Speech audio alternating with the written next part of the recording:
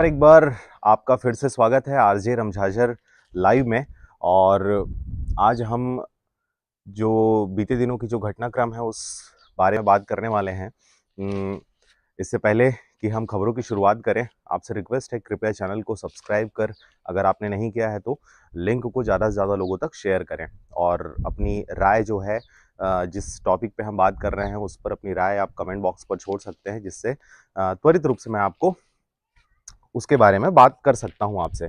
तो फिलहाल खबरों की शुरुआत करते हैं। जैसा कि आप जान रहे हैं किस प्रकार से देश की स्थिति है, अभी फिलहाल G20 की जो बैठक है वो आहूत किया गया है, जिसके मद्देनज़र पूरे विश्व से जो 20 लोगों का शक्तिशाली देशों का जो संगठन है, 20 लोगों का जो या 20 जो देश हैं शक्तिशाली देश के, उनको अभी निमंत्रित किया गया है और भारत की राजधानी दिल्ली में लोगों को लाया जा रहा है। उनकी जमावड़ा आज से शुरू हो गई है। 8, 9, 10 ये 3 दिन तक चलने वाली बैठक है, महत्वपूर्ण बैठक है देश के मद्देनज़र अगर हम सोचें तो। लेकिन इस पर होने वाली जो खर्चा है, इस पर होने वाली जो चीज़ें, देखिए खर्चा की बात हम इसलिए कर रहे हैं क्योंकि जब वर्तमान जो सरकार है, केंद्र की सरकार है, जब वो विपक्ष में थी तो वो भी आए दिन किसी न किसी प्रकार से खर्चों को लेकर, हर सम्मेलन, हर आयोजन में खर्चों को लेकर ढिंढोरा पीटा करती थी। तो ये परंपरा सी है। जो दल विपक्ष में बैठा हुआ होता है वो हमेशा सत्ता पक्ष के बारे में बताता है कि उसने इस कार्यक्रम में इतने खर्चा किया, उसका क्या लाभ हुआ, क्या परिणाम निकला। तो इस बारे में भी हम चर्चा करेंगे। लेकिन एक बार फिर से आपसे रिक्वेस्ट है, जो लोग हमसे लाइव जुड़ रहे हैं कृपया लिंक को शेयर कर दें फेसबुक पे, व्हाट्सएप पे, अपने जो भी कॉन्टैक्ट्स है उसमें ये लिंक को शेयर कर दें ताकि आपसे मुखातिब होने में, चर्चा करने में नरेंद्र मोदी आपको नजर आने वाले हैं, जहां पर केवल और केवल वो सरकार की योजनाओं के बारे में प्रचार करते हुए नजर आएंगे। सरकार के जो मागी स्थिति है उसके बारे में कहीं पर भी आपको जानकारी नहीं होगी। हम वहां पर अपनी बात रखने वाले हैं, परंतु ये आम जनता को सोचना है कि किस प्रकार से हमारे एवज में लेने वाले पैसे से किस प्रकार से सरकार चलाई जा रही है, किस प्रकार से विश्व में वाहवाही बटोरी जा रही है। लेकिन अगर देश की यथार्थ स्थिति की जब हम बात करते हैं तो यथार्थ स्थिति से यहाँ पर हर कोई वाकिफ है कि हमारी स्थिति कैसी है।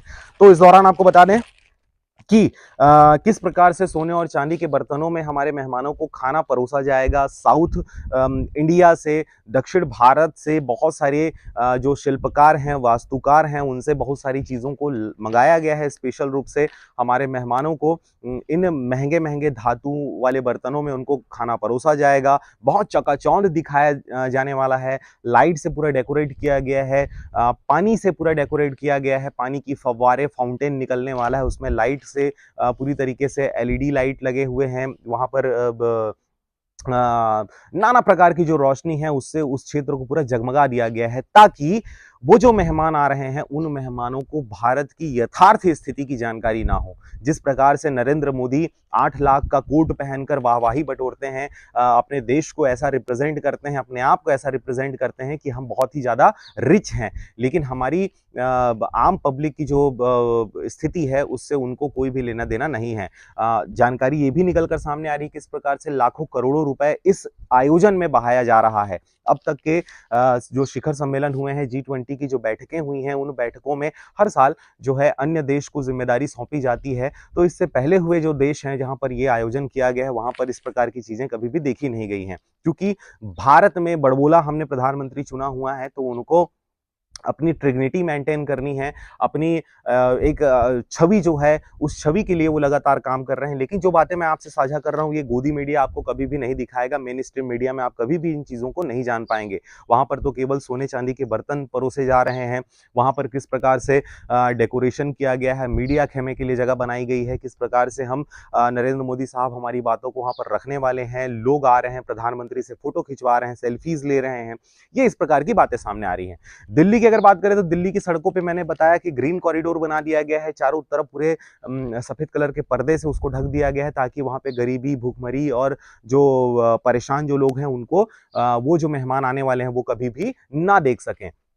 इसके साथ ही आपको बता दें कि जिस प्रकार से दिल्ली को अभी सजाया गया है, उस चाक चौबंद को देखकर जो वहां के राहगीर हैं, आम वहां पे रहने वाले लोग हैं, उनको जब वो चकाचौंध वो देख रहे हैं तो वो मात्र वहां पर खड़े होकर सेल्फी खिंचाने का काम कर रहे हैं, क्योंकि जो सौंदर्य है, जो सुंदरता है, उससे हम काफ़ी प्रेरित होते हैं, आकर्षित होते हैं। यही वजह है कि वहाँ पे आम जनता को इस सम्मेलन से क्या मिल रहा है, तो केवल सेल्फी खिंचाने का एक पॉइंट मिल रहा है, जहाँ पर लोग फाउंटेन के पास हरी लाइट और इस प्रकार के जो लाइट्स जो लगे हुए हैं वहाँ पर, उन लाइट्स के पास खड़े होकर वो केवल सेल्फी खिंचाने का काम कर सकते हैं। बहरहाल खबरों को आगे बढ़ाते हुए आपको बता दें कि 6 फीट लंबाई राष्ट्राध्यक्षों के पीएसओ को बनाया गया है एसआई। बहुत अच्छी खबर है। एलजी व मुख्य सचिव ने परखी है तैयारियां। जी हां, सुरक्षा के अगर मद्देनजर G20 की अगर बात करें तो सुरक्षा के मद्देनजर बहुत ही कड़ाई से काम किया जा रहा है। ड्रोन कैमरे से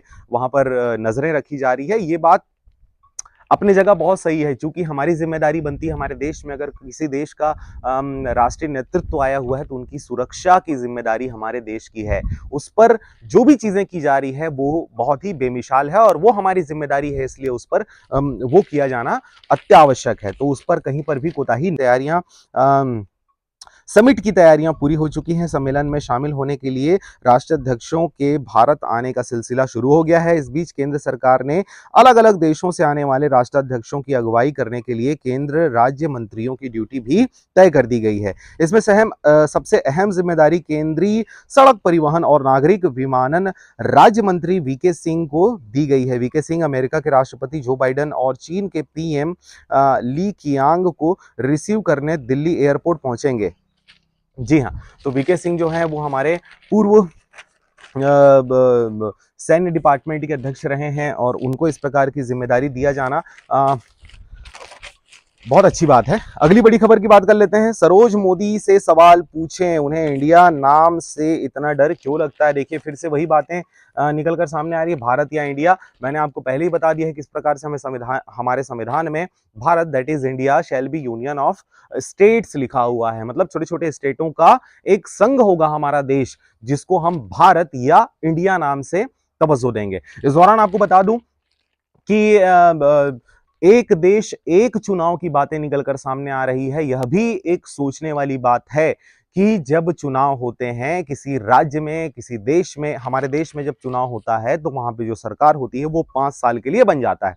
5 साल के लिए अगर कोई सरकार बन गई तो बीच में आपके ऊपर चाहे महंगाई की मार कितनों पड़ जाए, आपका सिलेंडर 5,000 रुपए प्रति सिलेंडर हो जाए, चाहे आपका चावल का जो रेट है वो 5,000 रुपए क्विंटल कर दिया जाए, आपको चावल देना बंद कर दिया जाए, या किसी भी प्रकार की जो सरकारी योजनाएं हैं अगर बंद कर दी जाए, तो आप उस सरकार को गिरा नहीं सकते। कैसे गिराएंगे?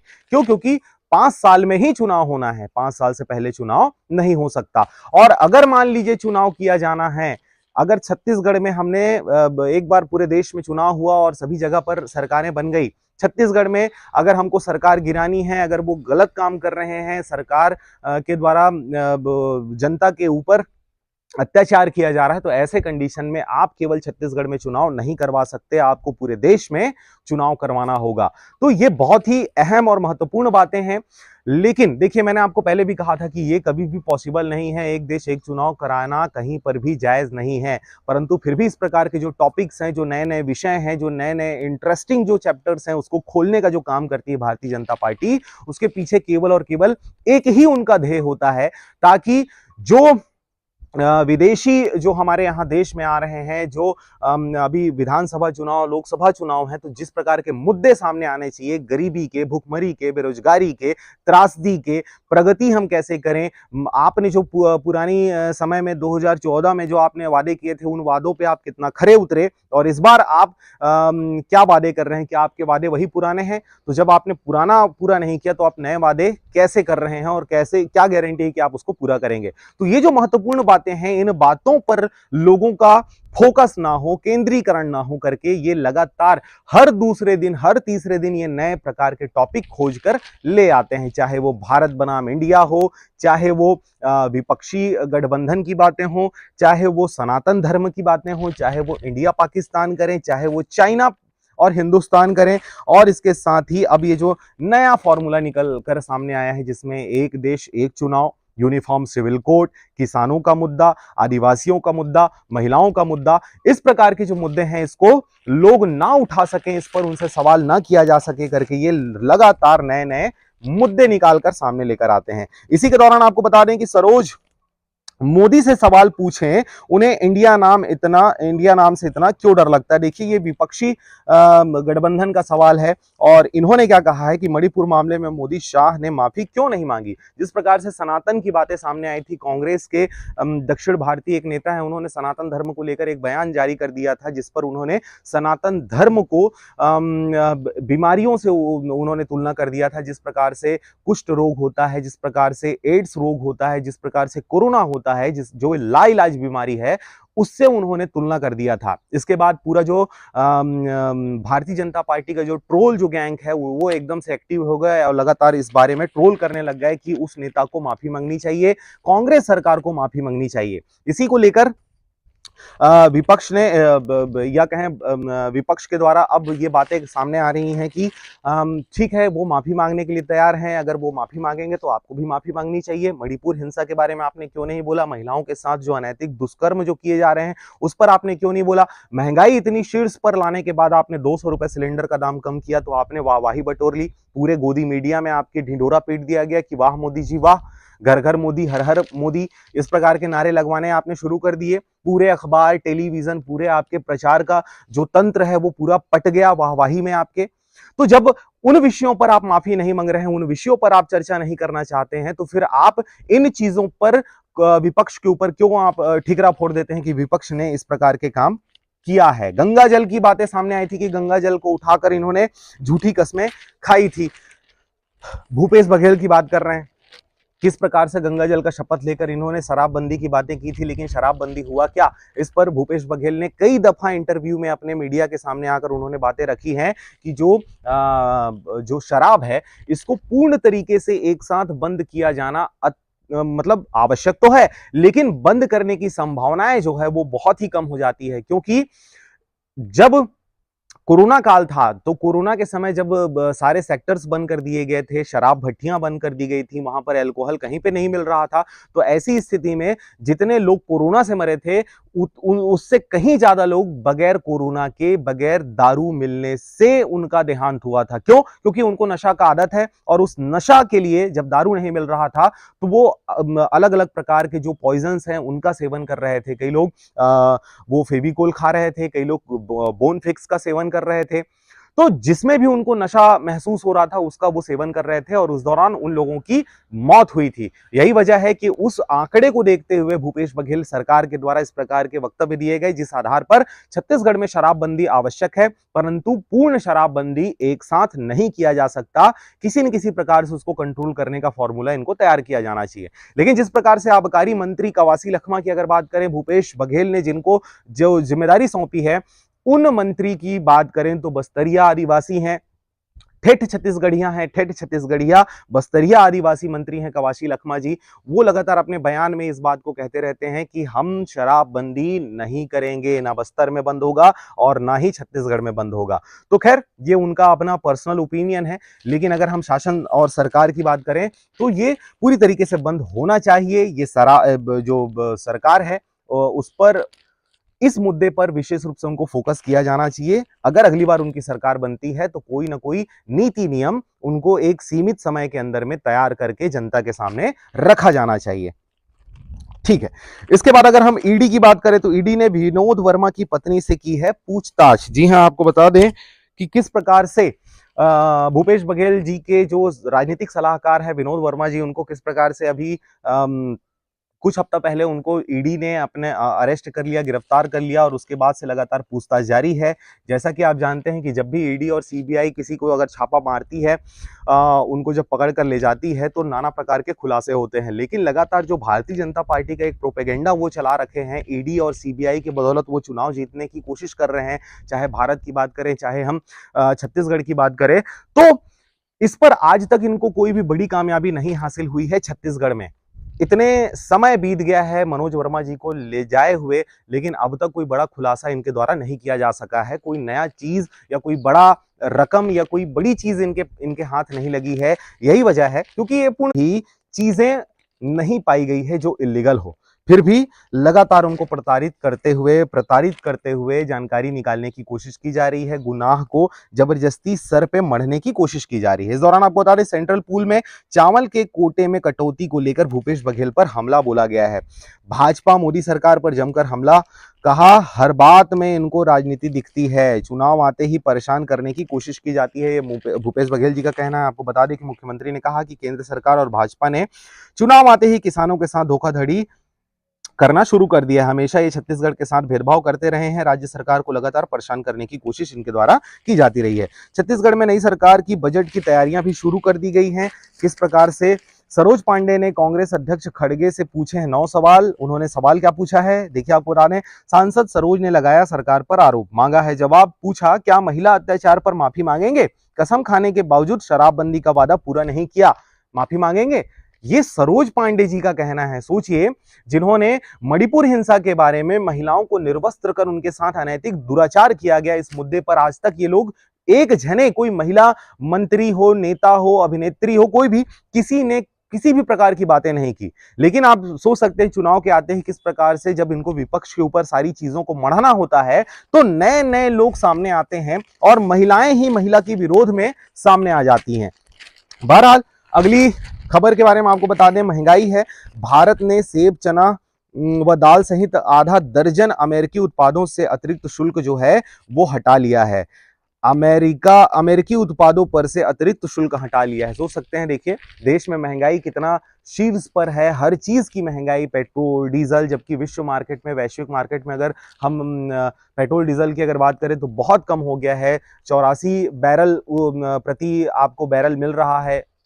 इसके बाद भी हमारे देश में किस प्रकार से महंगाई है। 103 रुपए पेट्रोल अभी मिल रहा है। छत्तीसगढ़ के बिलासपुर, रायपुर, मुंगेली क्षेत्र की अगर बात करें तो लगभग 98-97 रुपए के आसपास डीजल मिल रहा है। जबकि अगर हम बात करें 2014 के पहले की अगर बात करें तो पेट्रोल और डीजल के जो दाम थे लगभग 65 से 70 रुपए के आसपास था, जिस समय वैश्विक मार्केट में प्रति बैरल जो पेट्रोल और डीजल है उसकी कीमतें लगभग 130 रुपए के आसपास थी। तब भी ये इतने कम पर हमको पेट्रोल डीजल अवेलेबल था। अब जब वैश्विक बाजार पर पेट्रोल और डीजल के दाम 84 से 80 रुपए हो गए हैं, तब भी हमको 60 रुपए से कम होना था पेट्रोल, तो यहां पर देखिए किस प्रकार से हमको 103 रुपए प्रति लीटर के हिसाब से पैसा देने पड़ रहे हैं। तो किस प्रकार से आपको भगवा रंग की चकाचौंध में आपको अंधा कर दिया है केंद्र सरकार ने, आप सोच सकते हैं, समझ सकते हैं। महंगाई से राहत नहीं, शाकाहारी थाली 24% तक महंगी, क्रूड 90 के पार। क्रूड ऑयल की अगर बात करें, खाने के तेल की अगर बात करें तो 90 रुपए से ज्यादा में ये तेल आपको मिल रहा है। चीनी 6 साल में सबसे महंगी हो गई है। कच्चा तेल 10 माह के उच्च स्तर पर पहुंच चुका है। सितंबर से राहत मिलने की उम्मीदें नजर आ रही हैं।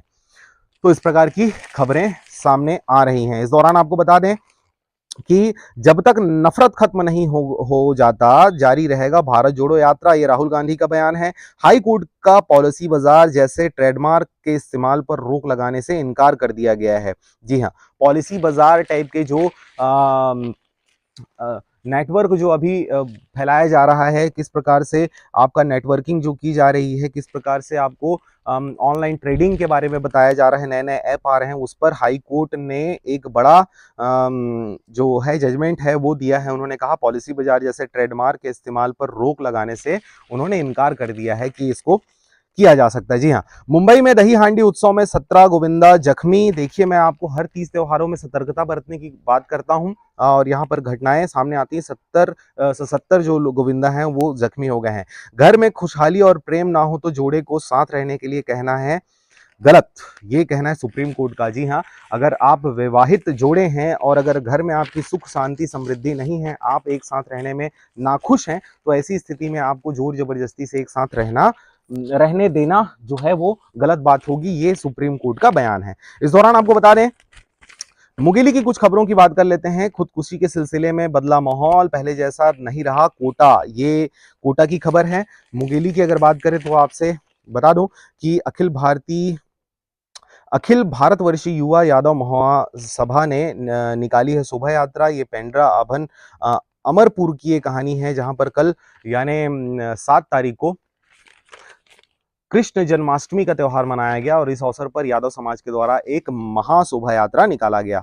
इस दौरान सतनामी समाज ने मनाई गुरु बालक दास की जयंती। ये मुंगेली की खबर है। मैंने आपको बताया कि दाऊपारा चौक में किस प्रकार से सतनाम धर्म के प्रवर्तकों के सतनाम अनुयायियों के द्वारा किस प्रकार से महान प्रतापी राजा गुरु बालक दास जी की जयंती पर शोभा यात्रा निकालने की तैयारी हो रही है। इस दौरान आपको बता दें कांग्रेस ने निकाली भारत जोड़ो पदयात्रा। जिला कांग्रेस अध्यक्ष सागर सिंह के नेतृत्व में पर्यवेक्षक उपाध्यक्ष और संसदीय सचिव रश्मि सिंह हुई शामिल।